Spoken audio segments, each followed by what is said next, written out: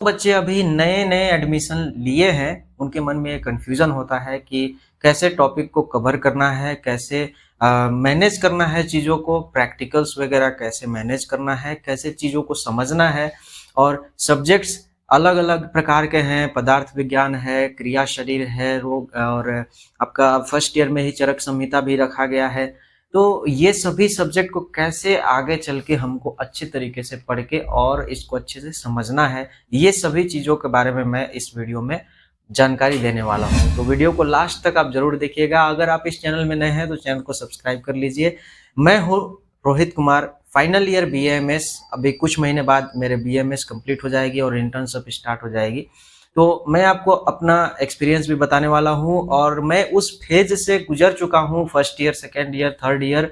हमारे समय में फर्स्ट ईयर 1 साल का होता था। अभी आपका जो नया अभी शेड्यूल किया गया है, जो हमारी सरकार है उसके द्वारा, तो उसमें आपको 1.5 ईयर का फर्स्ट ईयर रखा गया है और सब्जेक्ट भी बहुत सारे चेंज किए गए हैं। तो हमारा जो first year, second year, third year था, उसके बेसिस पे मैं आपको एक्सपीरियंस देने वाला हूँ और आपको कैसे पढ़ना चाहिए, कैसे तैयारी करना चाहिए, ये सभी चीजें मैं आपको बताने वाला हूँ। वीडियो पसंद आएगा तो लाइक जरूर कीजिएगा। देखिए, सबसे पहले बड़ी बात यह है कि संस्कृत सब्जेक्ट को कैसे हैंडल करना। अभी बहुत सारे ऐसे बच्चे हैं जो तमिलनाडु से हैं, बहुत सारे ऐसे बच्चे हैं जो वेस्ट बंगाल से हैं, वो तो संस्कृत पढ़ते ही नहीं है। जो केरला के लोग हैं वो तो संस्कृत पढ़ते ही नहीं है। फिर आप देखेंगे कि केरला में आयुर्वेद सबसे ज्यादा प्रैक्टिस किया जाता है। वहां पे मेडिकल टूरिज्म में आयुर्वेद ही पूरे देश को सबसे ज्यादा योगदान देता है।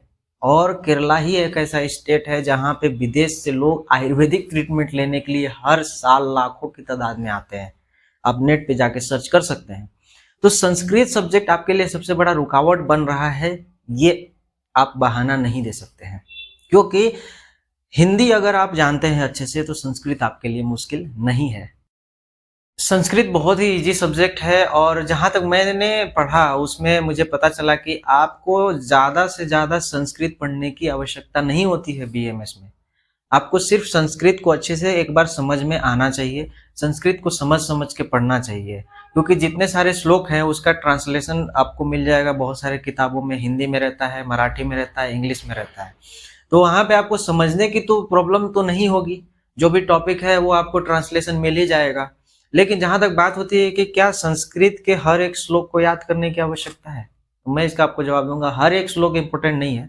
जो जो इम्पोर्टेंट श्लोका है उसको आपको याद जरूर करना चाहिए। और जहां तक मेरी समझ है तो आपको उस श्लोका को रटना नहीं चाहिए, उस श्लोक को समझना चाहिए कि वो श्लोक में हर एक वर्ड का मीनिंग क्या है। जब आप उस श्लोक के वर्ड के मीनिंग को समझ के याद करते हैं तो आप श्लोक कभी नहीं भूलते हैं और उसका मतलब भी आप समझ जाएंगे कि ये कहना क्या चाहता है। तो संस्कृत को समझने के लिए आपको पहले हिंदी अच्छे से आना चाहिए। अगर आपको हिंदी अच्छे से आता है तो संस्कृत आपके लिए बहुत ही इजी है। और अगर आप कोशिश करेंगे, थोड़ा सा मेहनत करेंगे, तो आपको संस्कृत 1 साल के अंदर पूरा समझ में आने लगेगा। जो भी श्लोक लिखे हुए हैं वो आपको पूरे तरह से अच्छे से समझ में आने लगेंगे कि इस श्लोक के माध्यम से आचार्य क्या कहना चाहते हैं। ये एक हो गया संस्कृत सब्जेक्ट का। दूसरी बात आती है कि बाकी सभी सब्जेक्ट, क्योंकि पदार्थ विज्ञान ऐसे सब्जेक्ट है, अष्टांग हृदयम है, आपका चरक संहिता है, तो ये सभी जो आयुर्वेदिक पार्ट के सब्जेक्ट हैं, इसको कैसे समझना है इसके बारे में मैं आपको बता रहा हूँ। देखिए, अष्टांग हृदयम है, उसमें आपको फर्स्ट जो ईयर में पढ़ाया जाता है वो सिर्फ सूत्र स्थान पढ़ाया जाता है। लेकिन अष्टांग हृदयम सिर्फ सूत्र स्थान नहीं है। बहुत सारे बच्चों में कंफ्यूजन होता है कि अष्टांग हृदयम सिर्फ सूत्र स्थान है। ऐसा नहीं। अगर आप अष्टांग हृदयम का संहिता देखेंगे तो उसमें आपको दिखेगा कि उसमें सूत्र स्थान है, निदान स्थान है, चिकित्सा स्थान है और बहुत सारे स्थान उसमें बताए गए हैं। तो आप सिर्फ सूत्र स्थान पढ़ रहे हैं जिसमें आपको दिनचर्या अध्याय है, आयुष कामनिया अध्याय है। तो ये सभी जो अध्याय शुरू का बताया गया है उसमें आपको डेली लाइफ को कैसे सुधारना चाहिए, मतलब कि आपका दिनचर्या कैसा होना चाहिए कि आप हमेशा स्वस्थ रहें।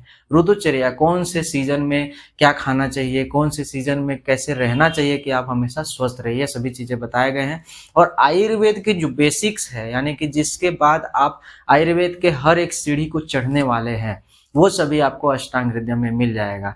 आयुर्वेद के कितने पार्ट्स है, यानी कि आयुर्वेद के ब्रांच कौन कौन से हैं, जो काय चिकित्सा है, शल्य तंत्र है, शालक्य तंत्र है, फिर वृक्ष चिकित्सा है। तो ये सभी अलग अलग चिकित्सा यानी कि ब्रांच जो आयुर्वेद के है वो सभी आप पढ़ेंगे। फिर इसमें चिकित्सक का जो क्वालिटी होता है, यानी कि फिजिशियन का क्वालिटी कैसा होना चाहिए, डॉक्टर कैसा होना चाहिए, नर्स कैसा होना चाहिए, ये सभी चीज़ें जो बेसिक्स है, जो आप जैसे कि एक घर बनता है तो ईंट उसका जो होता है, एक-एक ईंट से घर बनता है, उसी तरह से आपको अष्टांग हृदयम जो है वो आपका ईंट है, अगर वो उसको आप मजबूत करेंगे, तो आगे चल के आपको पूरे बीएमएस में बहुत ही आसानी होगी। नेक्स्ट सब्जेक्ट मैं आपको बता रहा हूँ फिजियोलॉजी के बारे में। फिजियोलॉजी एक ऐसा सब्जेक्ट है जो आपका कहीं न कहीं आपका जो 11th-12th का जो बैकग्राउंड है वो काफ़ी यूज़ होने वाला है। क्योंकि 11th-12th में जो आपने पढ़ा है नॉर्मल बॉडी के बारे में, रिप्रोडक्शन जो चैप्टर था उसमें आपने पढ़ा है, फिर डाइजेशन और एसिमिलेशन जो टॉपिक्स है वो सब आपने पढ़ा है, तो वही सब यहाँ पे आपको पढ़ने को मिलेंगे कि हमारी बॉडी नॉर्मल कैसे काम करती है। मतलब कि हार्ट कैसे फंक्शन करता है, हमारा किडनी कैसे काम करता है, यूरिन कैसे बनता है, हमारे शरीर में ग्लूकोज कितना होता है, हमारे शरीर में आरबीसी कितना है, डब्ल्यूबीसी कितना है, ये सभी आप प्रैक्टिकल में जाके देखेंगे और उसको समझेंगे। नेक्स्ट प्रैक्टिकल में आप बीपी वगैरह चेक करना सीखेंगे, इंजेक्शन लगाना सीखेंगे, आईवी कैनुला कैसे लगाते हैं वो सब सीखेंगे, और आरबीसी कैसे काउंट करते हैं, डब्ल्यूबीसी, प्लेटलेट्स, ये सभी माइक्रोस्कोप के द्वारा आपको सिखाया जाएगा। तो फिजियोलॉजी आपका 11th-12th का बैकग्राउंड होने की वजह से काफ़ी इजी हो जाता है। और अगर आप पहली बार फिजियोलॉजी पढ़ने जा रहे हैं तो मैं आपको एक सजेशन देना चाहता हूँ कि पहले आप 11th-12th का बायोलॉजी की जो बुक है उसको एक बार ऐसे पढ़ लीजिए, मतलब कि एक बार रीडिंग जैसा पढ़ लीजिए। उससे क्या होगा कि आपका रिवीजन भी हो जाएगा वो चीज़, और जो बैकग्राउंड आपका ज़रूरी है, इम्पोर्टेंट है आगे फिजियोलॉजी को समझने के लिए, वो काफ़ी ही ईजी हो जाएगा।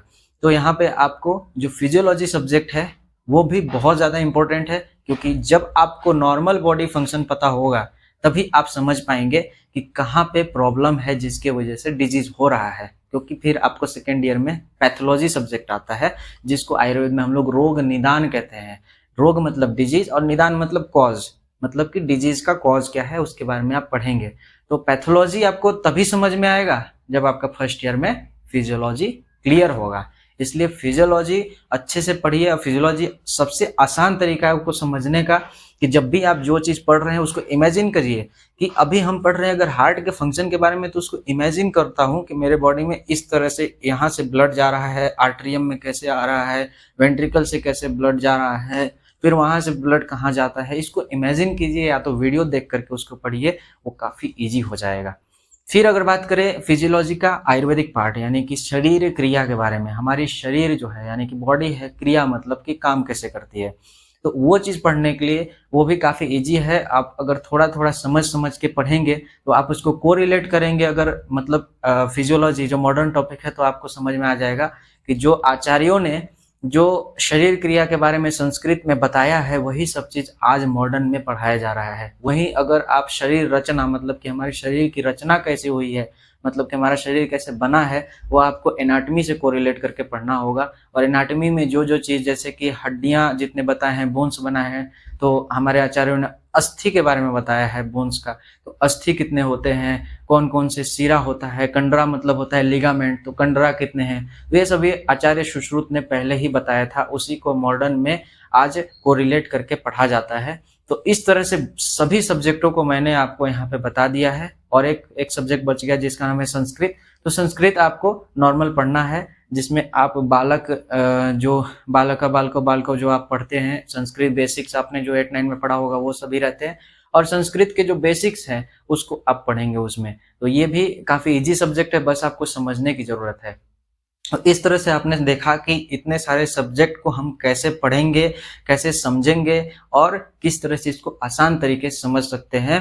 तो यहाँ पे अभी मैं नेक्स्ट बात करता हूँ दूसरी चीज़ का कि सीनियर वगैरह का प्रॉब्लम, मतलब कि जो रैगिंग वगैरह होती है। तो देखिए आज के समय में रैगिंग बिल्कुल खत्म हो चुकी है। इसके ऊपर मैंने एक वीडियो भी बनाया था, आप चैनल में जाकर देख सकते हैं। रैगिंग आज के समय में सिर्फ इंट्रोडक्शन होता है जिसमें आपका नाम वगैरह पूछा जाता है, तो उसमें आपको टेंशन नहीं होना चाहिए। अगर आपसे नाम वगैरह पूछा जाता है तो आपको प्यार से बताना चाहिए, और सीनियर से एक अच्छा रिलेशन बना के रखना चाहिए, क्योंकि सीनियर्स को पता होता है कि कॉलेज के रूल्स रेगुलेशन क्या है, कैसे पढ़ना है, कैसे एग्जाम देना है, कैसे प्रैक्टिकल लिखना है। तो ये सभी चीज़ों की जानकारी आपको सीनियर के द्वारा मिल जाएगी। अपने शिक्षकों यानी कि टीचर को ज़्यादा से ज़्यादा रिस्पेक्ट दे। कभी उनसे अपने मतलब कि जब आप बात करते हैं किसी टॉपिक के बारे में, जब डिस्कस करते हैं हैं, तो उसमें अपने ज़बान को लड़ाना नहीं चाहिए उनसे और हमेशा रिस्पेक्ट देना चाहिए। अगर आपको कोई टीचर कुछ कह भी देता है, तो उसको एज़ अ मतलब थोड़ा-सा ऐसे ले करके और उसको भूल जाना चाहिए कि कोई बात नहीं, हमारे टीचर ने बोल दिया, उसके अगेंस्ट में जा कर के और झगड़ा वगैरह नहीं करना चाहिए। क्योंकि मैं आपको बता दे रहा हूँ, ये आपके नॉर्मल टीचर्स नहीं हैं। वैसे सभी गुरु का आपको आदर करना चाहिए, लेकिन आप मेडिकल प्रोफ़ेशन में हैं, तो जो आपको टीचर पढ़ा रहा है, वो आपके फ़ेज़ से गुज़र चुका है और वो एक अभी डॉक्टर है। तो डॉक्टर को पहले से ही रिस्पेक्ट देना चाहिए और आपको उन्हें डॉक्टर के नज़र से ही देखना चाहिए। शिक्षक से पहले आपको उनको डॉक्टर के नज़र से देखना चाहिए और उसी रिस्पेक्ट के साथ आपको बात करना चाहिए। नेक्स्ट बात करते हैं कि हॉस्टल और फूड्स वगैरह कैसा खाना वगैरह, तो वो देखिए आपको डिपेंड करता है, क्योंकि घर के जैसा खाना आपको कहीं भी नहीं मिलता है मेस वगैरह में और हॉस्टल में आपको सभी बच्चों के साथ अच्छा संबंध बना के रहना चाहिए। अभी आप नए-नए जब बीएमएस में आए हैं, तो आपको इन सभी बातों का ध्यान ज़रूर देना चाहिए कि किसी भी बच्चे के साथ कोई भी गलत तरीके से बात नहीं करना चाहिए और अपना एक अच्छा रिलेशन सभी बच्चों के साथ बना के रखना चाहिए। और लास्ट में मैं आपसे ये कहना चाहता हूँ कि पूरे बीएमएस में आप जितना आयुर्वेद सीखते हैं, उसका सिर्फ़ और सिर्फ़ 20 टू 30% एलोपैथी सीखते हैं। तो आप अगर सोच रहे हैं कि मैं बीएमएस करके अगर एलोपैथी प्रैक्टिस करूँगा, तो आप ऐसा सक्सेसफुल नहीं हो सकते हैं, क्योंकि आपको 70% पढ़ाया जाता है आयुर्वेद। तो मेरी आपसे गुज़ारिश रहेगी कि बीएमएस करने के बाद आपको प्योर आयुर्वेद ही प्रैक्टिस करना चाहिए और प्योर आयुर्वेदिक प्रैक्टिस करने के बाद आपकी लाइफ़ सक्सेसफुल होगी या नहीं होगी, इसके ऊपर मैंने बहुत सारे वीडियो बनाए हैं, तो आप चैनल में जाके देख सकते हैं। अगर ये वीडियो पसंद आया तो वीडियो को लाइक ज़रूर कीजिएगा। धन्यवाद।